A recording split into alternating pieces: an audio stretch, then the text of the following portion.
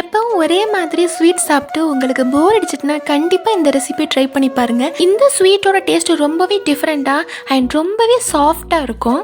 கேரளாவில் one of the most famous ரெசிபியான கலத்தப்பம் பண்ணலாமா? ஒரு பவுலில் 1 கப் பச்சரிசியை சேர்த்து அதை நல்லா கழுவி 6 மணி நேரம் ஊற வச்சு எடுத்துக்கணும். அதை இப்போ ஜாரில் தண்ணி பிழிஞ்சு சேர்த்துக்கணும். கூடவே 1/4 பிஞ்சு உப்பு, 3 ஏலக்காய், 1/4 டீஸ்பூன் சீரகம், 1/4 கப் சாதம் சேர்த்து தண்ணி சேர்த்து நல்லா மைய அரைச்சிக்கணும். தண்ணி பதத்துக்கு அரைச்சி எடுத்துக்கணும். இதை அப்படியே பவுலில் சேர்த்துக்கலாம். இல்லைனா ஃபில்டரில் நல்லா ஃபில்ட்ரு பண்ணி சேர்த்தோன்னா அதில் இருக்கிற ஏலக்காவோட தோலெல்லாம் அதில் படிஞ்சிரும். தனியாக மாவு மட்டும் கிடைக்கும். 1 கப் பச்சரிசிக்கு 1 கப் வெல்லம் கரெக்டான அளவு.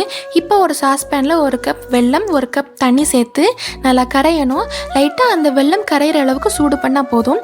அந்த ஹீட்லேயே நம்ம மாவு கூட இதை ஃபில்ட்ரு பண்ணி சேர்த்துக்கணும். சூடாக இருக்கும்போது சேர்த்தா தான் மாவெல்லாம் ஒன்று சேர்ந்து கலந்து வரும்.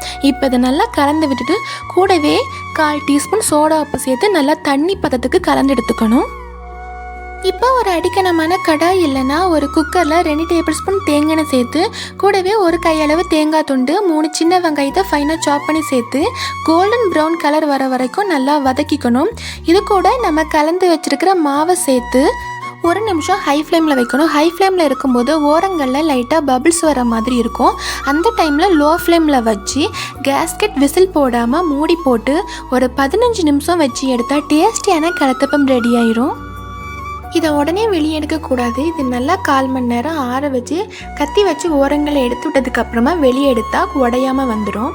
தேங்காய் துண்டும் சின்ன வெங்காயமும் நல்லா கோல்டன் ப்ரௌன் கலரில் வந்தால் மட்டும்தான் மாவு சேர்க்கும்போது மேலே அது மிதக்கும். இல்லைனா அடியிலே தங்கிரும். டேஸ்ட் அவ்வளோவா நல்லா இருக்காது. அவ்வளோதான், நம்மளோட கலத்தப்பம் ரெடி ஆகிடுச்சு. இதோட டேஸ்ட் ரொம்பவே அட்டகாசமாக இருக்கும். சாப்பிடும்போது ரொம்பவே சாஃப்டாக இருக்கும். கிட்ஸுக்கு ரொம்பவே பிடிக்கும். நீங்களும் இந்த ரெசிபியை ட்ரை பண்ணி பார்த்து சாப்பிட்டு என்ஜாய் பண்ணுங்கள்.